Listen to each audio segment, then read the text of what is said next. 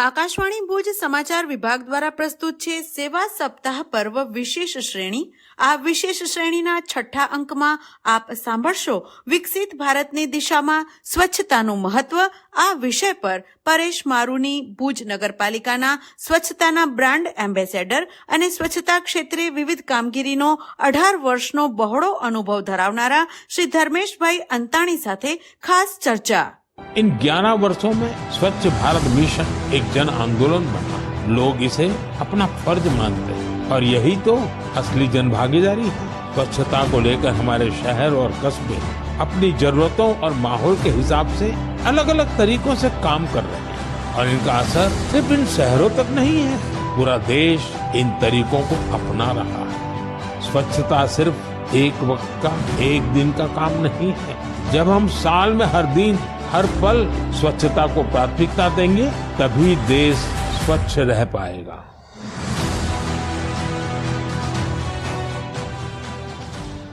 વિકસિત ભારતની સફરમાં એક મહત્વપૂર્ણ પગલું છે સ્વચ્છતા. ભારત સરકારે સ્વચ્છ ભારત મિશન, સ્વચ્છ સર્વેક્ષણ, કચરો વ્યવસ્થાપન અને નદીઓને શુદ્ધ બનાવવાના અભિયાનોથી આ દિશામાં ક્રાંતિકારી પગલાં લીધા છે. આ પ્રયાસો માત્ર સરકારના નથી, પરંતુ દરેક નાગરિકની જવાબદારી છે. વિકસિત ભારતનું સ્વપ્ન ત્યારે જ સાકાર થશે જ્યારે આપણું ઘર, આપણું ગામ, આપણું શહેર, દરેક ખૂણો સ્વચ્છ અને સ્વસ્થ બનશે. સેવા પર્વની વિશેષ શ્રેણીમાં આજે આપણે વિકસિત ભારતની દિશામાં સ્વચ્છતાનું મહત્વ આ વિષય પર ચર્ચા કરશું. આ ચર્ચામાં આપણી સાથે જોડાયા છે ધર્મેશભાઈ અંતાણી. તેઓ ભુજ નગરપાલિકાના સ્વચ્છતા બ્રાન્ડ એમ્બેસેડર છે.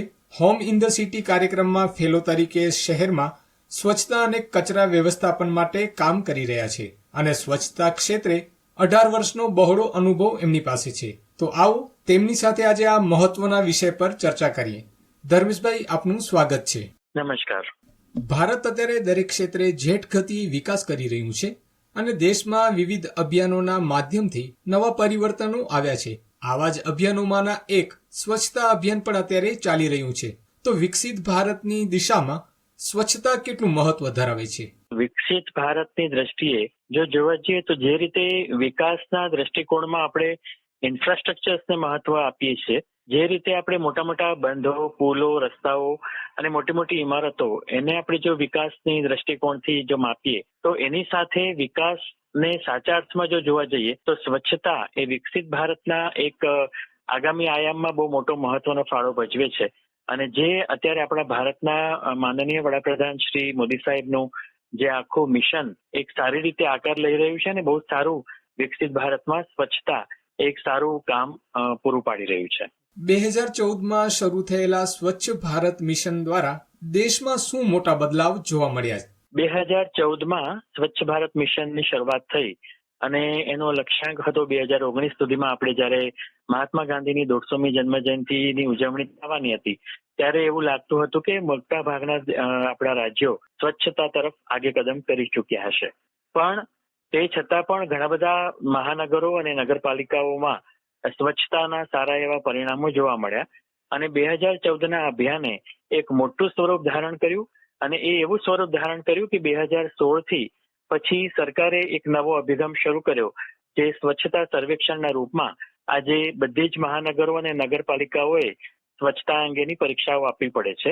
દર વર્ષે યોજાતા સ્વચ્છ સર્વેક્ષણ શહેરોને કેટલું પ્રોત્સાહન આપે છે? સ્વચ્છ સર્વેક્ષણને કારણે ઘણો બધો મોટો ફરક પડ્યો છે અને મહાનગરો તો ખરેખર આગળ દિશામાં દોડી જ રહ્યા છે, પણ નગરપાલિકાઓ એમાં પણ અ વર્ગ, બ વર્ગ, ક વર્ગ અને ડ વર્ગ આ બધી જે નગરપાલિકાઓ છે એ લોકો ખરેખર પોતે આ સ્વચ્છતા સર્વેક્ષણને લઈને આગળ કદમ કરી રહ્યા છે. હાલમાં જ હમણાં આપણે જયારે ગાંધીનગર ખાતે સ્વચ્છ ભારત મિશન અંતર્ગત જે નિર્મળ ગુજરાતના એવોર્ડ એનાયત કરવામાં આવ્યા ત્યારે આપણી મહાનગરો તો બધા જ પ્રથમ અને બીજા ક્રમે આવી જ, પણ સાથે સાથે નાની નગરપાલિકાઓ પણ સ્વચ્છ સર્વેક્ષણને કારણે આગળ આગેકૂચ કરી રહી છે એ જાણીને ખૂબ જ આનંદ આવી રહ્યો છે. સ્વચ્છતા હી સેવા અભિયાન અત્યારે પૂરજોશમાં ચાલી રહ્યું છે. તો આ અભિયાનથી શહેરો અને ગ્રામ્ય કક્ષાએ કયા પ્રકારની કામગીરી થઈ રહી છે?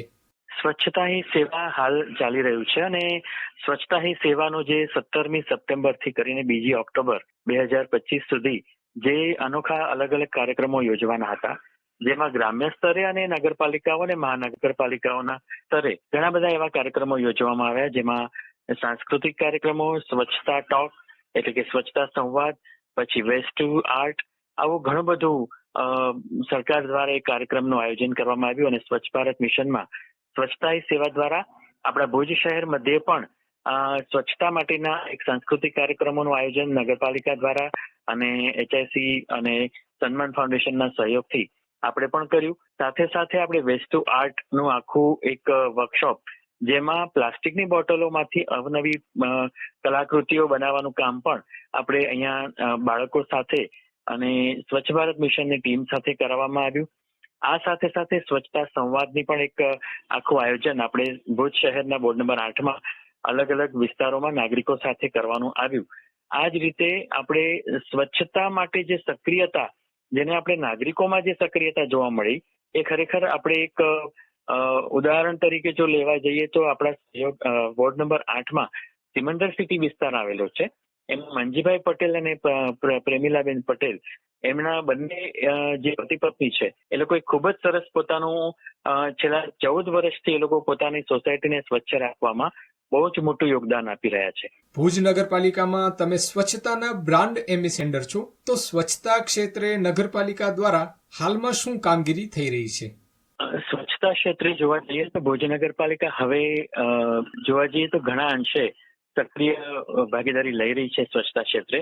કારણ કે સ્વચ્છ ભારત મિશનનો એક અલગ વિભાગ બન્યા બાદ નગરપાલિકામાં એક સારી ટીમ સ્વચ્છ ભારત મિશનમાં આવી છે, જેમાં સિટી મેનેજર IT અને સિટી મેનેજર એન્જિનિયર અને જે અત્યારે જે એપ્રેન્ટિસ ટીમ લીધેલી છે, એમાં ખરેખર જોવા જઈએ તો એક IEC એક્ટિવિટીઝ માટેના એક સ્પેશિયાલિસ્ટ લેવામાં આવ્યા છે અને એની ટીમ એને સાથે રાખીને સેનિટેશન વિભાગ દ્વારા પણ અને નગરસેવકો દ્વારા પણ સ્વચ્છ બોર્ડ રેન્કિંગ પ્રક્રિયા હાથ ધરવામાં આવી છે.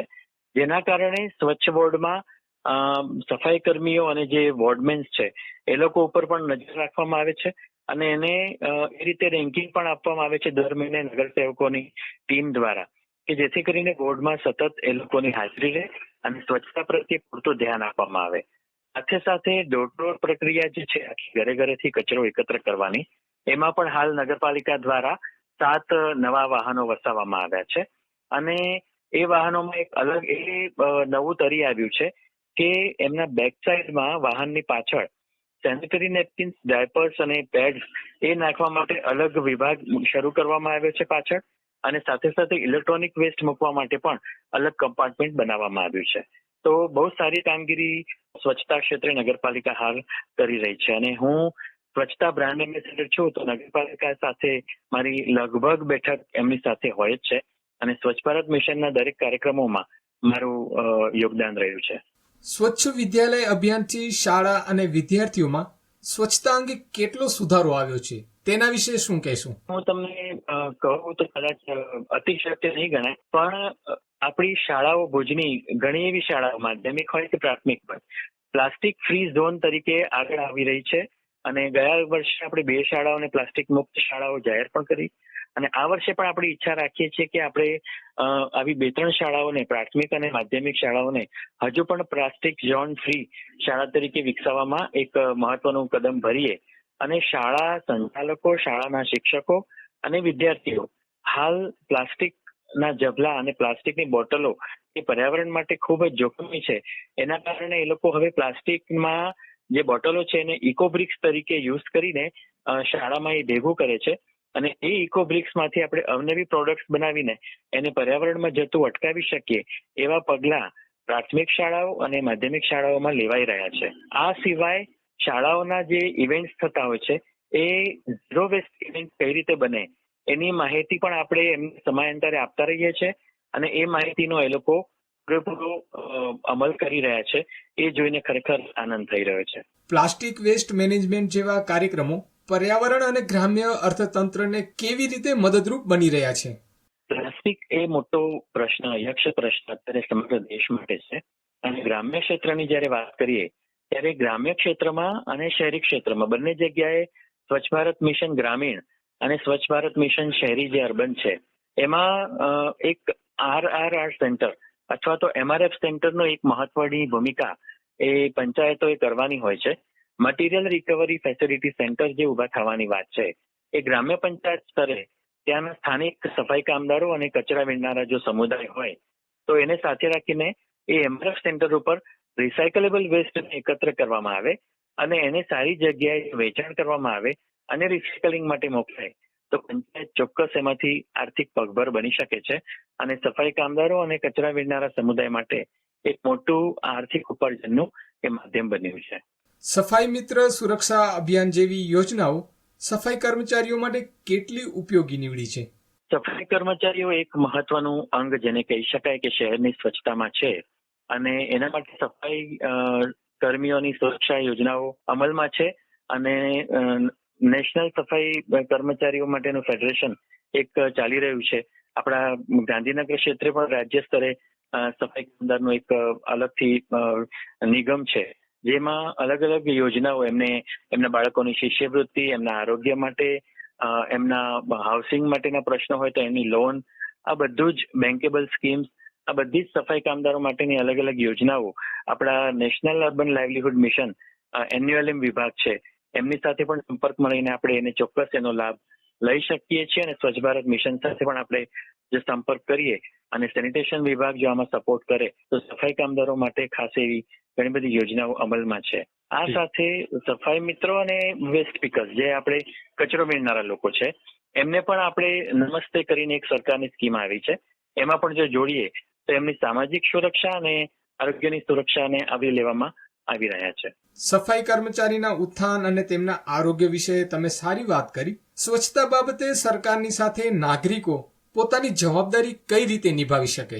સરકારના સ્વચ્છતાના આ અભિયાન હેઠળ નાગરિકોએ તો ખાસ પોતાની જવાબદારી અને ફરજ બંને નિભાવવી જોઈએ કારણ કે જો આપણે જ સમજશું નહીં તો સરકાર અને પાલિકાઓ અથવા તો પંચાયતો ગમે એટલું કામ કરશે પણ જો આપણે એમને સહયોગ નહીં આપીએ તો કદાચ ક્યાંક આપણી એક મોટી ભૂલ ગણાય અને નાગરિકોએ તો પોતાનું યોગદાન વેરા વસૂલાતની રૂપે પણ કરવું જોઈએ અને ચોક્કસ સફાઈમાં સૂકો કચરો અને ભીનો કચરો એ અલગ રાખીને પોતાની કચરાની વાહન જે આવે છે એમાં જે કચરો આપી દેવો જોઈએ. શહેરને આપણે બિનલેસ સિટી એટલે કે કચરાપેટી મુક્ત જો બનાવવાની દિશામાં આગળ વધવું હોય તો નાગરિકોએ ચોક્કસપણે પોતાના ઘરોમાં કચરો સાચવવો પડે અને જ્યારે બીજા દિવસે સવારે કચરા ગાડી આવે ત્યારે એ કચરો એમાં જ નાખે, બહાર જાહેરમાં કોઈ જગ્યાએ ગંદકી ન કરે એનું ચોક્કસપણે પાલન કરવું જ રહ્યું. ધર્મેશભાઈ, સ્વચ્છતા ક્ષેત્રમાં તમે 18 વર્ષથી વિવિધ કામગીરી કરી રહ્યા છો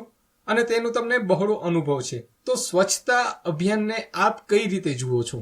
સ્વચ્છ ભારત અભિયાન કદાચ મને લાગે છે કે આ વિચાર એટલા માટે જ આવ્યો હશે કે ભારત એ આપણો એક મોટો સાંસ્કૃતિક વારસાનો દેશ છે અને ઘણી બધી ધરોહરો, અસ્મિતાઓ અને હેરિટેજ જે બધા પરિસરો છે આપણા, હેરિટેજ બધા સાહિત્ય સ્થાપત્યો છે, આ બધું ઘણું બધું ભારતમાં જોવા જેવું છે અને જ્યારે વિદેશી સહેલાણીઓ ભારતમાં આવે છે ત્યારે એવી ઊંડી અસર અને છાપ લઈને જાય છે જેને કહેવાય કે આપણે કહીએ કે ગંદકી એ જોતા હોય અને એવી છાપ લઈને જો જાય તો એ આપણા માટે એક કલંકરૂપ થાય. તો એના જો આપણે સારા પગલાઓ લઈએ અને એમાં જો આપણે આપણું તંત્ર, પ્રશાસન અને નાગરિક સાથે મળીને સહયોગ આપીએ અને કચરાને આપણે કંચનમાં ફેરવીએ અને આપણા શેરી, મોહલ્લા, વિસ્તાર, શહેર અને આપણા પર્યટન સ્થળો જો સ્વચ્છ રાખીએ તો ચોક્કસપણે આજે જે રીતે વિશ્વ ફલક ઉપર આપણા દેશનું નામ છે, આપણા ભુજનું નામ છે, કચ્છનું નામ છે, કચ્છ નહીં દેખા તો કુછ નહીં દેખા, તો એ આ બધું સ્વચ્છ ભારત મિશન અને આખા અભિયાનને આભારી છે.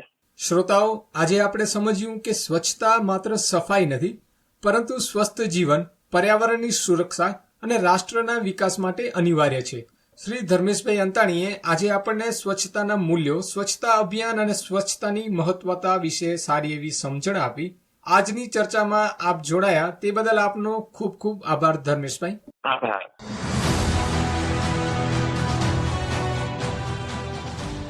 વિશેષ શ્રેણી સેવા પર્વના 6થા અંકમાં આપ સાંભળી રહ્યા હતા વિકસિત ભારતની દિશામાં સ્વચ્છતાનું મહત્વ એ વિષય પર વિશેષ ચર્ચા, જેમાં ભાગ લઈ રહ્યા હતા ભુજ નગરપાલિકાના સ્વચ્છતાના બ્રાન્ડ એમ્બેસેડર શ્રી ધર્મેશભાઈ અંતાણી.